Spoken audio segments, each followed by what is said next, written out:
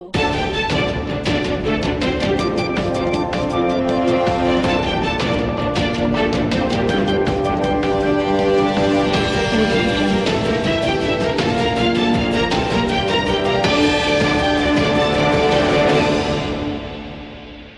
જિલ્લાના વિસનગર શહેરના new karaoke group of Visnagar દ્વારા સંગીત સાથે સેવાની ભાવના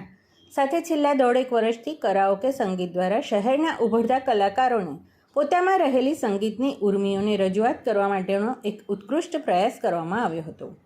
જેમાં આજે આ ગ્રુપ દ્વારા શહેરના એપીએમસીમાં આવેલા વેપારી મહામંડળના હોલ ખાતે 28મો કાર્યક્રમ યોજાયો હતો, જેમાં રાષ્ટ્રીય ભાવના જાગૃત થાય તે માટે પ્લાસ્ટિક મુક્ત શહેર બનાવવાની પ્રેરણા શ્રી હરેશભાઈ પ્રજાપતિએ આપી હતી,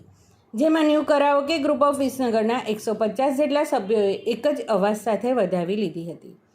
આજના પર્યાવરણની સુરક્ષા માટે પ્લાસ્ટિક નાબૂદ કરવાના સરકારશ્રીના અભિયાનને સહયોગ આપવા માટે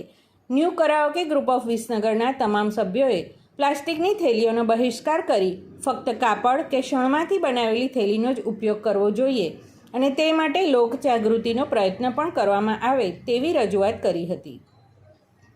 આજના સંગીત સંધ્યા કાર્યક્રમમાં શ્રી હરેશભાઈ પ્રજાપતિનો જન્મદિવસની સૌએ સાથે મળીને કરી હતી, જેમાં જે સંગીતના કલાકાર અને શ્રોતાઓ હાજર રહ્યા હતા તેમને આઈસ્ક્રીમનો સ્વાદ પણ ચખાડ્યો હતો,